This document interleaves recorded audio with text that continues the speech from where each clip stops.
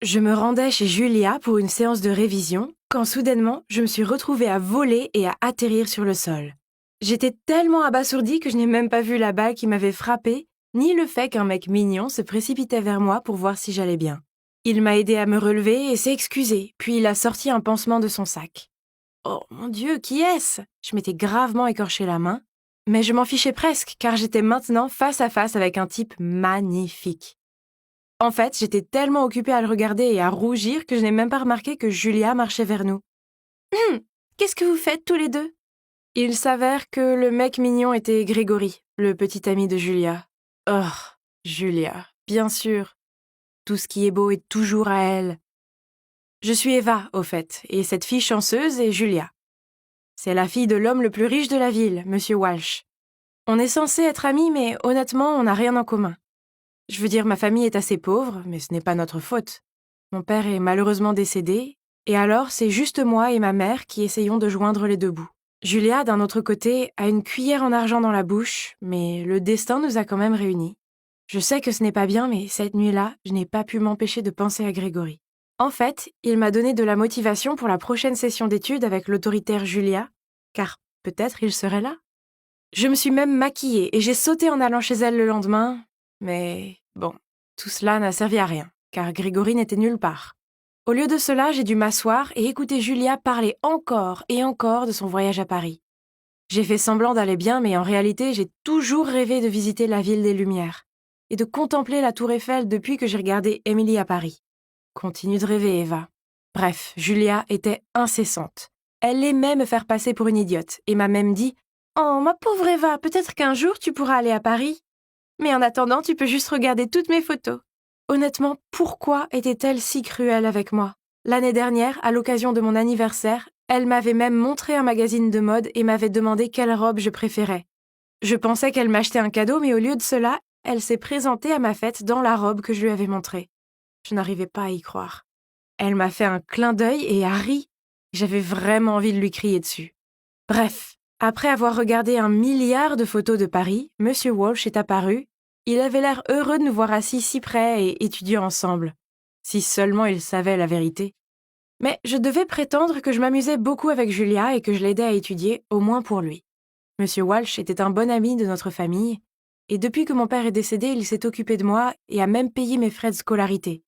Je ne pouvais pas le laisser tomber. Mais vous savez quoi? Je commençais à être emballée d'aller chez Julia, car l'idée de croiser Grégory à nouveau me donnait des papillons dans le ventre.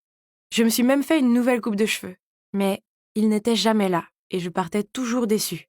Et puis un jour, après l'école, il a commencé à pleuvoir des cordes, et j'ai dû courir. Et soudain, j'ai senti un parapluie sur ma tête. Devinez quoi?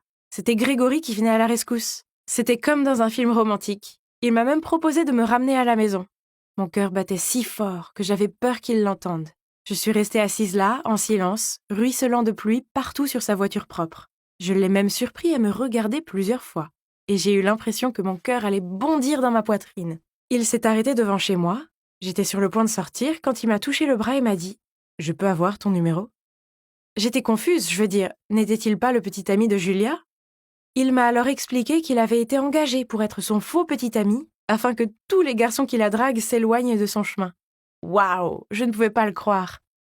Il m'a demandé de garder le secret car Julia nous tuerait tous les deux si cette histoire se propageait.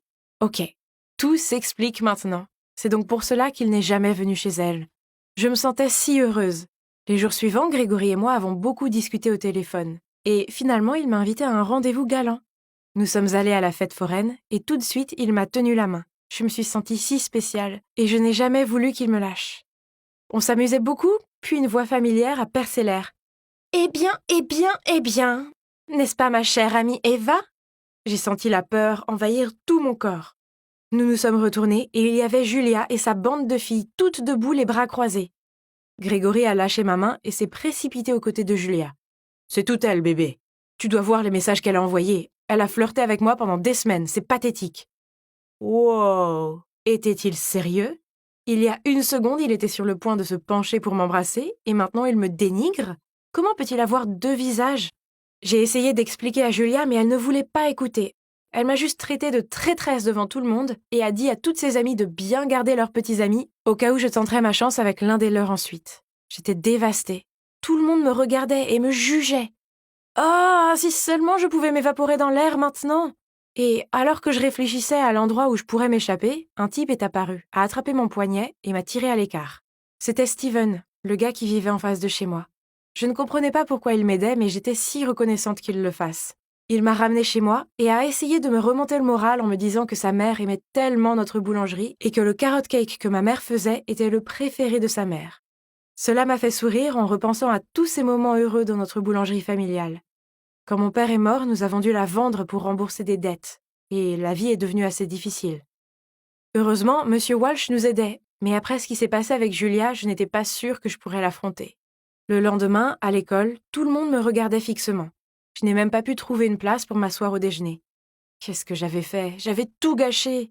Et puis, ça a empiré. Mon téléphone a sonné. C'était Monsieur Walsh. Il disait qu'il était très déçu par moi et que je n'avais plus besoin de venir donner des cours à sa fille. J'avais envie de pleurer. Et en même temps, je me sentais tellement soulagée. J'ai lu la suite et il a dit « Je suis désolé, mais je ne peux plus tenir ma promesse. Je continuerai à subventionner tes frais de scolarité, mais tu devras trouver une solution pour l'université. Bonne chance. » Mon cœur s'est effondré. Non seulement j'avais été rejetée par tout le monde à l'école et poignardée dans le dos par Grégory, mais maintenant la porte de l'université m'était aussi claquée au nez. Qu'est-ce que j'allais faire? Ma vie était finie. Je me sentais si mal que je suis sortie de la cantine et je suis rentrée chez moi. Je n'ai pas osé aller à l'école les jours suivants. J'étais malheureuse. Et juste quand j'avais perdu tout espoir, on a frappé à ma porte. C'était Grégory. Qu'est-ce qu'il faisait là? Il a dit qu'il était désolé pour ce qui s'était passé et que je lui manquais tellement. Puis il m'a demandé si je serais intéressée pour être sa petite amie secrète. Qu'est-ce que c'est ça? J'étais tellement en colère que je voulais lui claquer la porte au nez, mais il a été assez rapide pour attraper ma main, ce qui m'a surpris. À ce moment précis, Steven est passé devant moi. En me voyant debout avec Grégory, son visage a changé et il est parti immédiatement. Oh non! Je ne pouvais vraiment pas le laisser se méprendre sur ma personne, c'était le seul ami qui me restait. J'ai arraché mon bras de Grégory et j'ai couru après Steven. Je l'ai finalement rattrapé et lui ai dit que j'avais l'impression que le monde entier était contre moi et que je ne savais pas quoi faire. Il m'a dit de me calmer, puis nous sommes allés nous asseoir sur un banc dans le parc, tandis qu'il me laissait tout lui confier. Lorsque j'ai fini de parler, j'étais au bord des larmes. Puis il a dit « Écoute Eva, tu vaux mieux que ça. Ne fais pas semblant de t'intégrer à ces gens dans ton école. Les bonnes personnes te verront telle que tu es vraiment. Tu es forte et tu peux tout surmonter. Je sais que tu le peux. » Il avait raison, je valais mieux que ça. Je n'avais pas besoin de tomber aussi bas que Julia et ses amis. Et je n'avais certainement pas besoin de compter sur l'argent de Monsieur Walsh. Je me débrouillerais toute seule, comme je l'ai toujours fait. J'ai donc postulé pour un emploi à temps partiel dans un café. Gagner mon propre argent était si bon. Je me sentais soudain libre et je savais que tout allait bien se passer. Mais un jour, alors que je travaillais, Julia et sa bande sont arrivées. Elles n'étaient toujours pas remises de ce qui s'était passé. Et devant tout le monde, elles ont ressorti ce que j'avais fait pour m'humilier. Et elles l'ont même enregistré. Et je ne pouvais pas m'arrêter de trembler. C'était trop. C'est alors que j'ai jeté une tasse de café sur Julia et je suis sortie en courant. Julia a crié après moi qu'elle allait dire à ma mère tout ce que j'avais fait. Sans aucun doute, Julia l'a vraiment fait. Elle a même envoyé à maman des photos de moi et Grégory à la foire. Eh bien, ma mère ne l'a pas bien pris. Je me suis précipitée chez moi pour essayer d'expliquer après que maman m'ait crié dessus au téléphone, mais ensuite je ne pouvais trouver maman nulle part. J'ai appelé son téléphone et un homme a répondu. Il a dit que ma mère était à l'hôpital après s'être évanouie. Oh mon Dieu! Je suis allée à l'hôpital immédiatement et j'ai découvert qu'elle s'était effondrée à cause du choc, mais heureusement elle allait bien. Elle devait rester à l'hôpital pour le reste de la journée pour être surveillée, alors je suis allée chez nous chercher une tasse de café. C'est alors que je l'ai vu. Grégory! Il était dans la salle d'à côté, assis avec une fille. J'ai failli laisser tomber le café sous le choc. Ils avaient l'air proches. J'ai attendu qu'il soit parti et je suis allée demander à la fille si Grégory était son petit ami. Eh bien, il s'est avéré qu'ils sortaient ensemble depuis 2 ans déjà. Donc il la trompait 3 fois. Cette fille méritait de connaître la vérité. Alors j'ai pris une grande respiration et je lui ai tout dit. Elle était si bouleversée. Nous avons décidé de nous venger. Alors la fille a appelé Grégory et lui a demandé de revenir.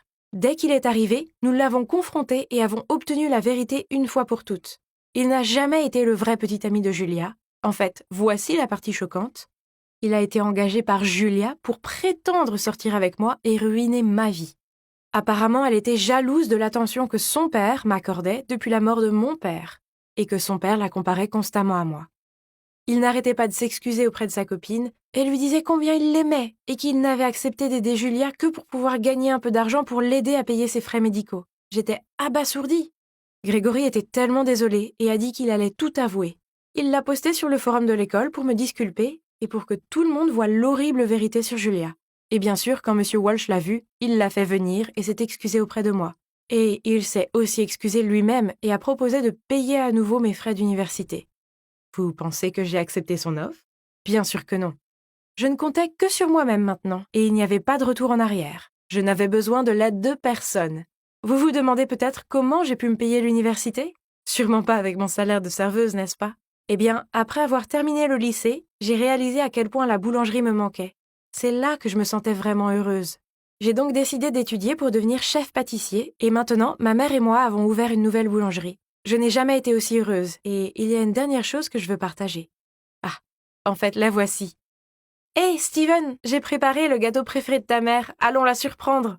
Je ne pouvais pas m'empêcher de sourire quand Steven a pris le carrot cake, m'a embrassé sur la joue, et nous nous sommes dirigés vers sa voiture. La vie est tellement plus simple maintenant, et plus douce, et j'adore ça.